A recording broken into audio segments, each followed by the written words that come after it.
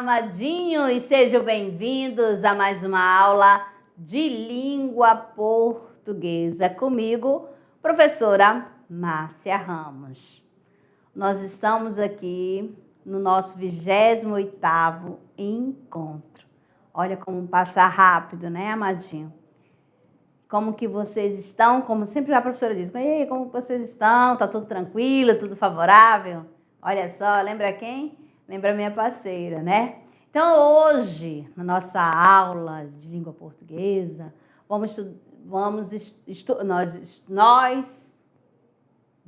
estudar o quê?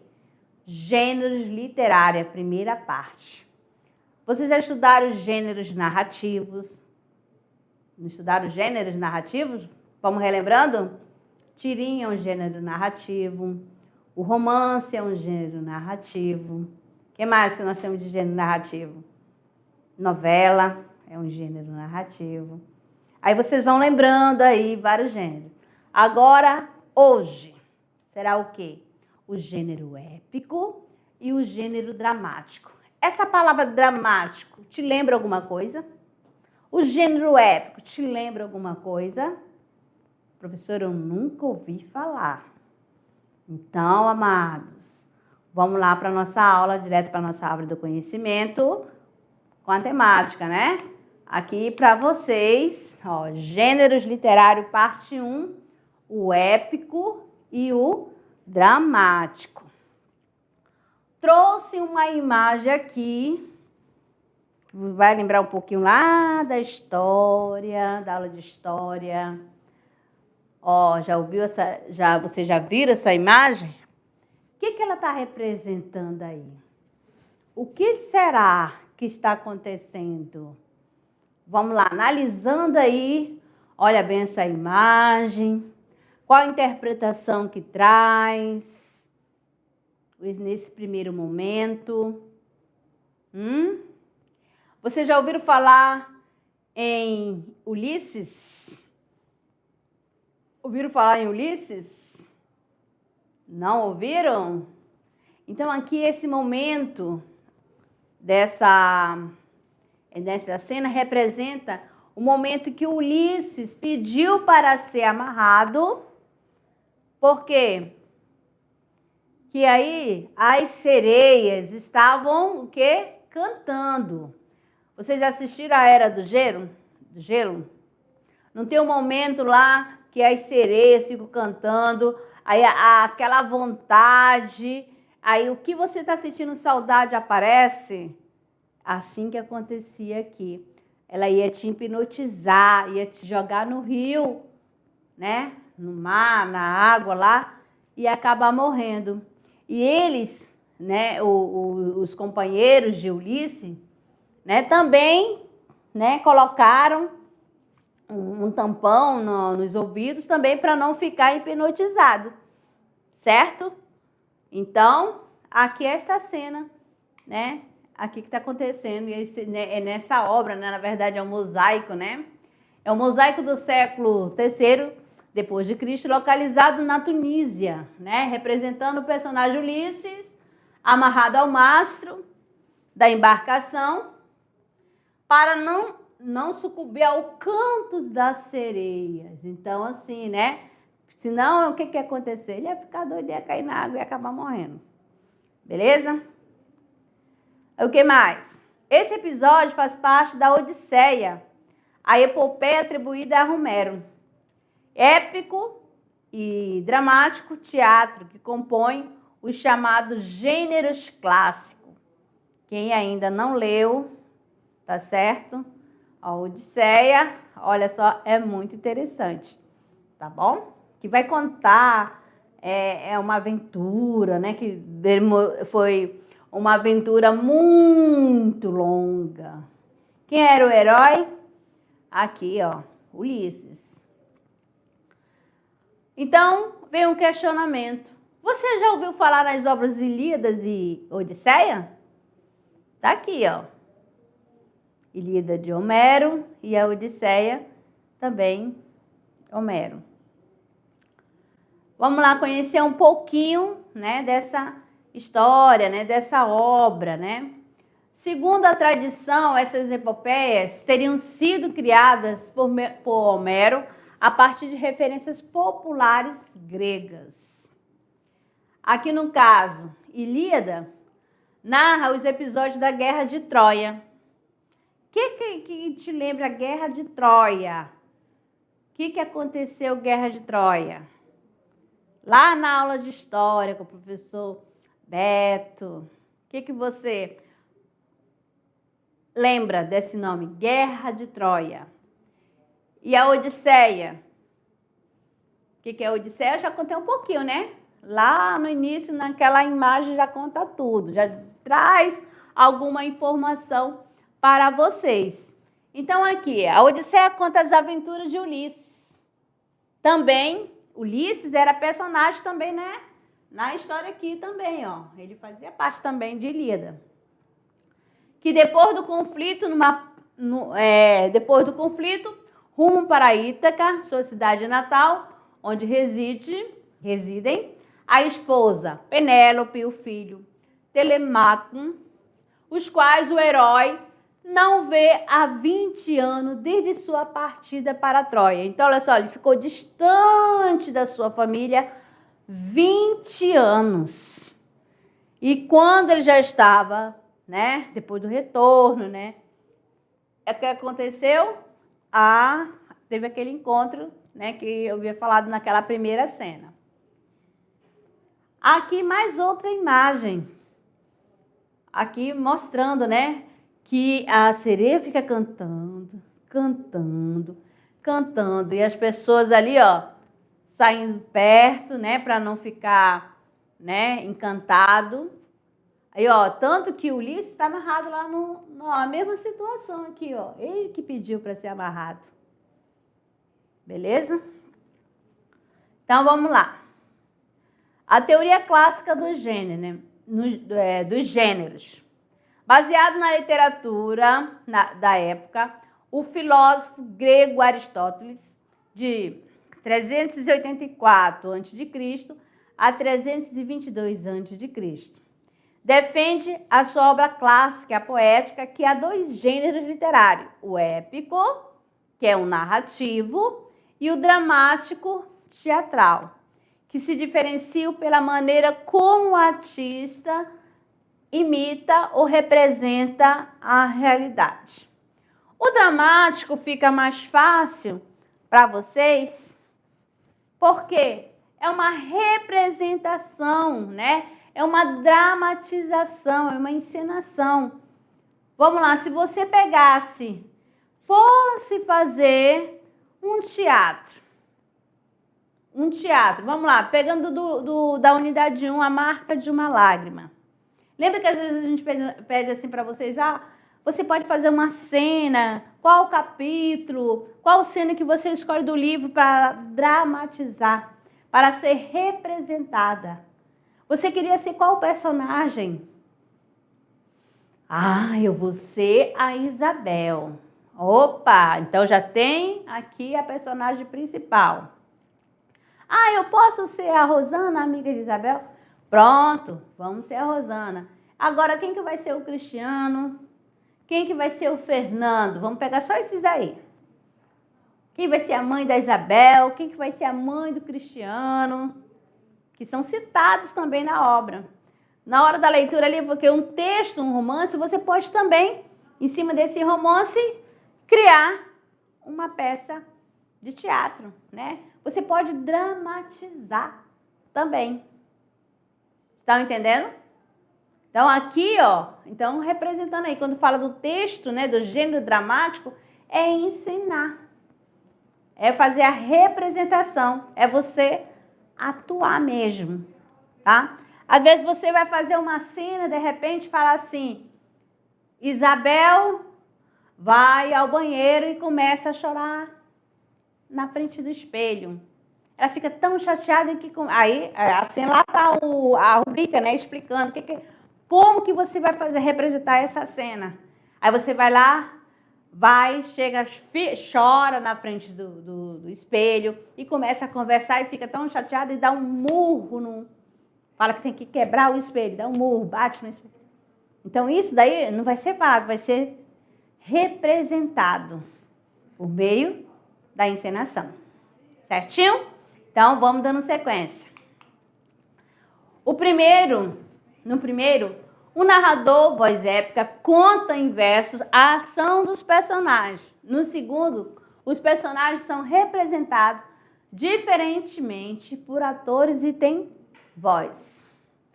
Cada qual com suas características em relação ao tema ou ao tipo de verso, por exemplo. O épico e dramático não se misturam. Já está dizendo aí. Essa é a teoria clássica dos gêneros, diferentemente do que ocorre hoje, estabelecia para os artistas e criadores normas rígidas que não podiam ser rompidas. Vamos lá. Agora vem a questão. Você conhece a lenda do cavalo de Troia?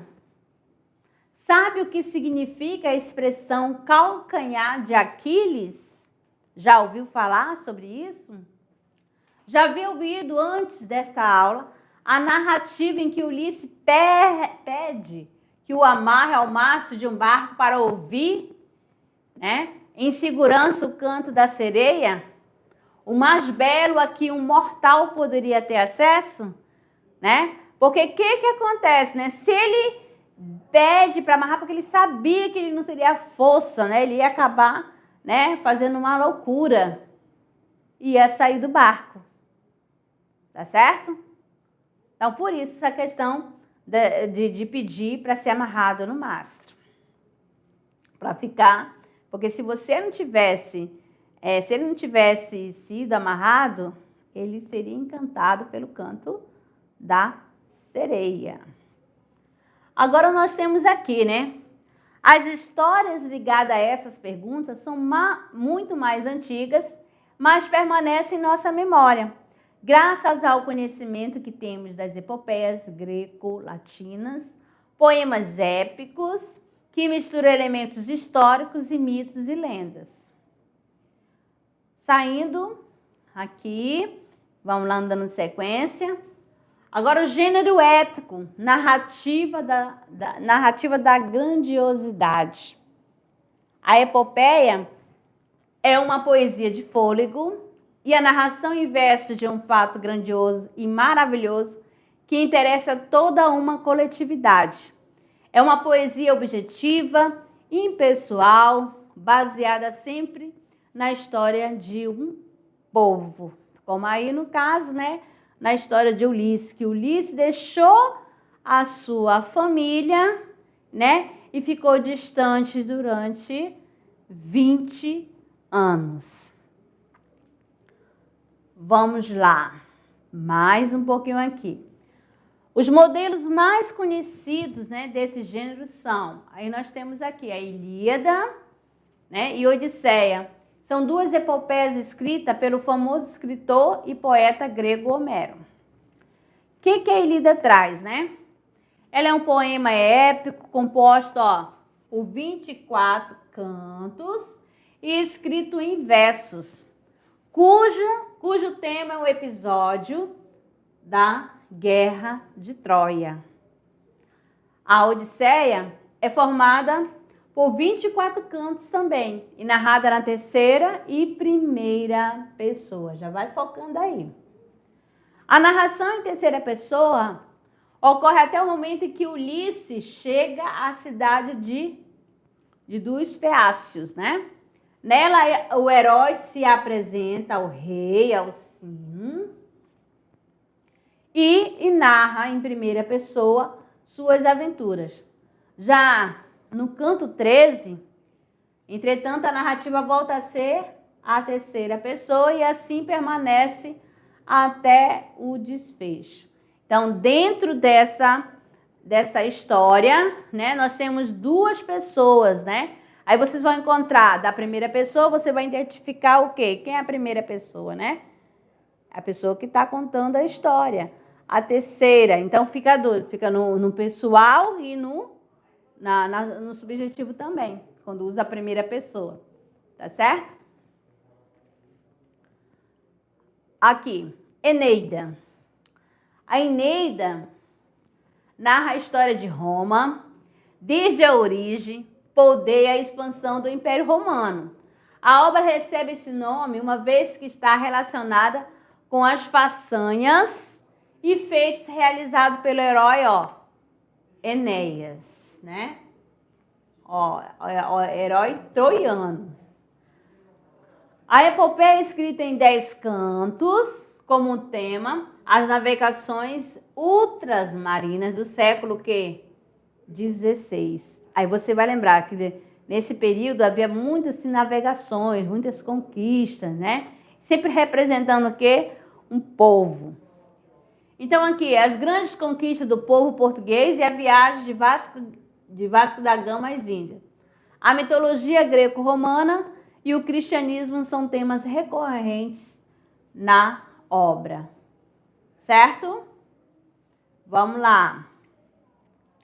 Aqui, para mostrar essa questão da epopeia, né? Aqui, dessa epopeia, você vai encontrar aqui, olha só como foi feita em verso. Aqui nós temos, são desta espécie os operários santos, que com fadiga dura a intenção reta, padece pela fé trabalhos tantos, o nobre gar famoso e o claro Anchieta. Por meio de perigos e do espanto, sem temer do gentil a cruel seta, todo o vasto sertão tem penetrado e a fé com 1000 trabalhos propagado. Então, aqui você já ele vai contando, né? Vai narrando essa história em quê? Em versos. E você percebe também que essa combinação sonora sempre no final de cada verso. As rimas. Aí você vai lembrar que Santos vai fazer a combinação com o quê? Com tantos. Reta com Anchieta. Espanto, né? Ainda faz a combinação com tantos. Seta com Anchieta. E penetrado com o quê? Com propagado. Se você fosse para cada rima colocar uma letrinha, como que ficaria, né? A terminação. Vamos lá, se a primeira palavra é A. Opa, aqui não terminou com reta, mudou. Então vai para... Deixa eu só apagar aqui para ficar melhorzinho. Então aqui você vai ver A, aqui B, repete A, aqui B, aqui A, porque já tem. Para entender, é pela terminação aqui, a combinação sonora. Depois repete o quê? B, opa, mudou, já não é nem antos e nem eta. Aí ficou ado, então vai ser C e C. Olha só as combinações das rimas, né? Agora vamos ver o outro. Muitos destes ali, velando pios, dentre as tocas das árvores ocultos. Sofrem risco, trabalhos, fomes, frios, sem recear os bárbaros insultos.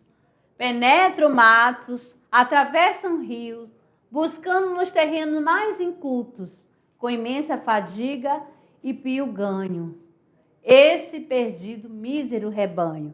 Então, aqui também você já vai perceber essa terminação nesse claro aqui também, A, B, A, aí volta B, A, B e C. E C, tá certo? E vamos lá. Unidos fatos históricos e lendários, Santa Rita Durão aborda o processo de colonização do Brasil, a catequização do indígena e sua cultura, além de exaltar a fauna e a flora nacionais em versos descritivos, tá? Que ele vai fazendo aqui a descrição. Gênero dramático e a arte da ação, né? Como já foi falado aqui, né?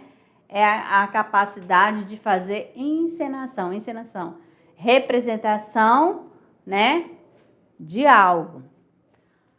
Para Aristóteles, o gênero dramático caracteriza pela presença de personagens que se expressam diretamente e imitam a ação, em vez de precisarem de um narrador. Ainda segundo o filósofo, esse poder de mimese, ou seja, de imitação direta, faz do teatro, principalmente a tragédia, o principal gênero literário. Aqui. Quais são as características, né, do gênero dramático? Então, aqui, o texto é em forma de diálogo. Ó, se você fosse pegar, né, como já foi falado aqui, dramatizar uma cena da Marca de uma Lágrima, pronto, não ia precisar de narrador. Só aí a pessoa ia representando uma cena e todo mundo seria capaz de entender, compreender o que está sendo passado. É dividido em atos e cenas. Presença das rubricas, o que vai ser feito? Se o personagem, a Isabel vai entrar e vai tropeçar e Fernando a segura. Ou algo assim, esbarra com alguém. Mas são aquelas letrinhas, né, para fazer a observação. Como que vai ser descrita, né? Descrições do espaço ou da situação antes de cada ato. Sequência da ação dramática geralmente constituída de exposição, conflito, complicação, clímax e desfecho. Vamos lá, se você fosse ensinar aquela parte lá que Isabel já está lá no hospital e recebe uma visita e alguém tenta matá-la. Como que seria? Isso daí seria o quê? A questão do clímax. E aí, mas só que vai ter outro, né? Vai ter um outro desfecho. Você pode até mudar, né? Ao fazer a alteração. Agora, tragédia, destino e purificação. Então, aqui é um texto teatral que representa uma ação humana dolorosa, determinada por um destino, que conduz um herói de condição elevada, que pode ser o príncipe, um rei, um herói mitológico, tá certo? Contra a sua vontade, a infelicidade ou a morte, tá certo? Então, essa questão aqui da tragédia. Vamos lá. Trecho da peça de Édipo. Aqui, ó, nós temos, tá bom? Essa daqui já tem uns personagens que dá para dramatizar. Você pode até parar, um vai ser o servidor e outro vai ser o Édipo, tá certo? Aí você vai. Não há necessidade de falar, ô servidor. A pessoa já está aí, já tem dois personagens. Diziam seu filho do rei. Foi ela que te entregou a criança? Foi ela, Senhor. Com que intenção? Para que eu a matasse. Uma mãe, mulher desgraçada. Ela tinha medo de um oráculo dos deuses. O que ela anunciava? Que essa criança um dia mataria seu pai. Mas conversando assim, bem naturalmente, né? Bem dramatizando. Aí tem, mas por que tu a entregaste a este homem? Tive piedade dela, mestre. Acreditei que ele a levaria ao país de onde vinha. Ele te salvou a vida, mas para os piores males. Se és realmente aquele de quem ele fala, saibas que nasceste marcado pela infelicidade. Oh, ai de mim! Então, no final, tudo seria verdade. Ah, luz do dia, eu que eu te vejo aqui pela última vez, já que hoje me revela o filho de que não devia nascer, o esposo de quem não deveria ser, o assassino de quem não deveria matar, certo? Porque você sabe, né, que o Édipo matou o próprio pai. Vamos lá. Então, é a tragédia. E a comédia? A comédia é comum, tá certo? É rir de nós mesmos, né? Vai representar quem gosta de filme de comédia, né? Vai trazer cena engraçada, cômica, né? Segundo Aristóteles, a comédia deveria retratar a vida cotidiana de gente comum e não de pessoas advindas de classes elevadas. Em sua poética, ele explica também que a comédia deveria imitar os piores homens, tratar de assuntos inferiores e manter sua força cômica pela deformidade dos personagens, defeito ou feiura. E pela linguagem, brincadeira com nomes, associações engraçadas. Então, aqui, você vê, né? Então, essa daqui, que representa o teatro, né? Questão da tragédia e comédia. Agora, aqui também, para vocês, né? O Santo e a Porca de Ariano Suassuna, que é, né, um trecho de comédia. O que nós temos aqui? O pano abre na casa de Eurico, árabe, mais conhecido como Euricão, engole cobra. Aí começa. E foi então que o patrão dele disse: Pinhão, você selle o cavalo e vá na minha frente procurar Euricão. Euricão não, meu nome é Eurico. Sim, é isso mesmo, seu Eudoro Vicente disse. Pinhão, você selle o meu cavalo e vá na minha frente procurar Eurix. Eurico, vá procurar Euríquio. Chame Euricão mesmo. Vá procurar Euricão, engole cobra. Engole cobra é a mãe. Não lhe dê licença de me chamar de engole cobra, não. Só de Euricão. Então, esse daqui dramatizado é para trazer um pouquinho de humor, um pouquinho para você rir, né? Daquela gargalhada gostosa que faz muito bem. Dá até para você, agora neste momento, né? Parar aqui e tentar dramatizar. Escolher a dupla que mais foi engraçada. Que tal? Vamos lá. Teatro medieval, né? Olha só, nós temos o Alto, que é uma peça breve de cunho religioso e moralizante, característica que remete à fonte e influência da Igreja Católica naquele período. Em geral, as personagens dos autos não representam o indivíduo, mas sim ideias abstratas, como pecado, hipocrisia e piedade. Essa questão do alto, quem já ouviu falar do alto da barca do inferno? E lá nós temos o quê? Duas barcas. Uma comandada pelo anjo e a outra comandada pelo diabo. Aí, lá na barca do anjo, só 3 personagens foram salvos, tá? Os soldados, né, que foram para a batalha da Guerra Santa e um outro personagem que morreu de quê? De caganeira. Incrível, ele era um tolo, tá certo? Fácil de ser enganado e foi salvo.